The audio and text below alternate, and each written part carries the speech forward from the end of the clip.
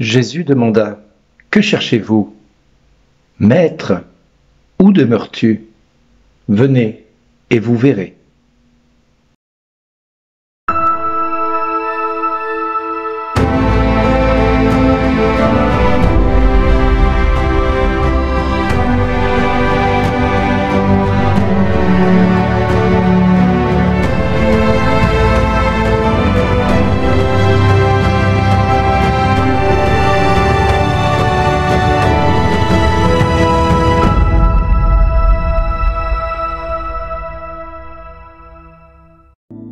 Aujourd'hui, le message vous est adressé par Bernard Diel. Bonjour les amis. La vie de chrétien commence toujours par une curiosité qui passe par moments, par des événements qui peuvent être tangibles, voire surprenants, voire même inquiétants pour d'autres personnes.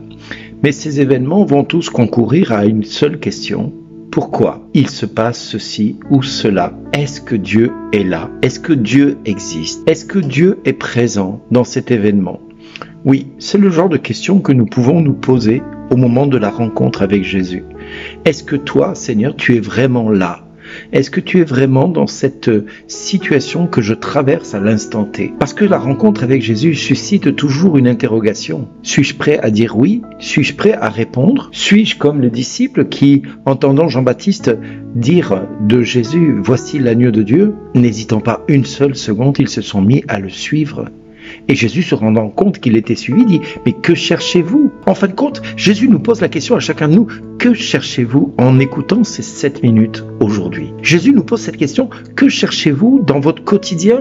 Quand tu te lèves pour aller au travail, quand tu te lèves pour aller faire tes courses, pour aller faire ton ménage, pour faire tout ce que tu as à faire dans ta journée, que cherches-tu? Qu'est-ce que tu attends de la vie? Qu'est-ce que tu attends de Jésus? Et qu'est-ce que tu espères de la vie de tous les jours? Parce que Jésus nous pose la question à nous aujourd'hui: que cherchez-vous? Que cherchez-vous dans votre quotidien? Alors peut-être vous cherchez la paix, peut-être vous cherchez la joie, peut-être vous cherchez le bonheur, peut-être vous cherchez l'amour, peut-être vous cherchez simplement une solution à vos problèmes, peut-être que vous cherchez tout simplement aussi peut-être une guérison, une délivrance, peut-être que vous cherchez toute autre chose qui ne se nomme pas, qui n'a pas de nom, ou peut-être si, un seul, le seul auquel peut-être vous ne pensez pas, le seul nom qui puisse permettre à votre situation de changer et d'évoluer de manière très positive, le seul qui puisse vous permettre d'envisager votre avenir de manière sereine. Oui, vous avez la possibilité d'écouter ce nom qui va retentir et qui va vous interpeller en vous demandant à vous, encore aujourd'hui, qui cherches-tu ou que cherches-tu? Qu'attends-tu? Alors ce nom, il n'est pas compliqué, il est composé de 5 lettres. Jésus. Jésus est le nom qui est la réponse à tes questions, à ta question d'aujourd'hui. Pourquoi es-tu aujourd'hui en train d'écouter ces 7 minutes? Pourquoi tu as pris le temps d'écouter ces 7 minutes? Peut-être que Jésus, il t'appelle, comme il appelle chacun de ses apôtres, par leur prénom, à commencer par Pierre. Il lui donnera le nom de Pierre. Pierre qui veut dire aussi rocher, qui veut dire aussi solidité, qui veut dire aussi pierre d'achoppement, pierre angulaire, pierre sur lequel on peut reposer sa tête pour faire une bonne sieste et apprécier le moment que nous vivons. Oui, cette pierre, elle est parfois accueillante comme elle peut être repoussante, voire violente, quand elle nous percute de plein fouet, parce que nous ne rentrons pas dans le moule qui nous est proposé. Et Étienne, le premier des martyrs, qui était diacre, offrira sa vie sous la pluie des pierres qu'il va recevoir ce jour-là. Mais Pierre veut dire aussi, peut-être, je veux bâtir une maison avec toi, je veux bâtir cette maison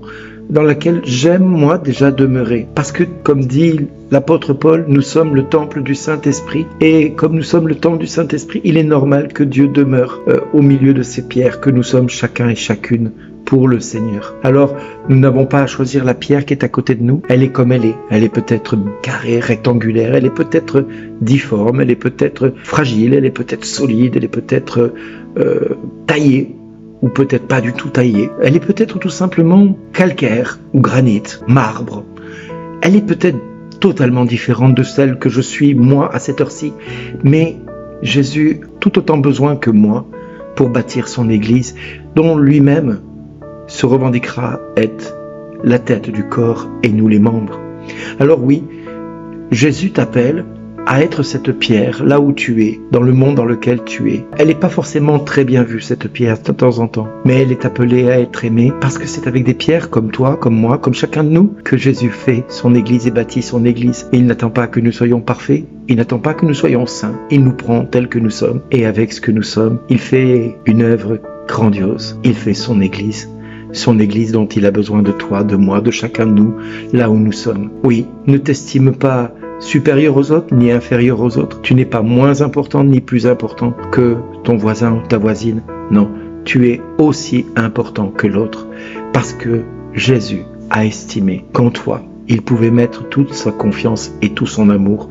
Et le Père qui a dit à son Fils, devant l'humanité tout entière, voici mon Fils, en qui j'ai mis tout mon amour, par ce même Fils, il fait de nous des fils héritiers, des fils co-héritiers de la grâce. Et le Père qui a dit à son Fils cette belle phrase, eh bien il nous la répète à nous. Voici mon Fils, en qui j'ai mis tout mon amour. Voici ma fille, en qui j'ai mis tout mon amour. Voilà ce que Dieu te dit à toi aujourd'hui. Dieu a mis tout son amour en toi et il t'appelle par ton prénom à suivre le Christ, à suivre pendant ces 7 minutes ce temps qui t'est proposé pour suivre Jésus, pour adhérer à cet immense projet d'amour que le Christ a pour le monde. Une église faite de frères et de sœurs qui s'aiment comme lui aime son Père et que le Père l'aime. Eh bien que nous nous aimions les uns les autres comme lui nous a aimés. Oui, Thérèse disait aimer le Christ et le faire aimer. Eh bien nous aussi, nous devons aimer le Christ et aimer nos frères comme le Christ les a aimés. Voilà pourquoi tu as vécu ces 7 minutes aujourd'hui. Voilà, tu es venu chercher, tu as peut-être trouvé ta réponse. Mais en tout cas, Jésus te dit aujourd'hui, comme il te le répétera tous les jours de ta vie, ne t'en déplaise. Merci d'exister tel que tu es. Parce que tel que tu es le bienvenu, la bienvenue dans le royaume de Dieu. Amen.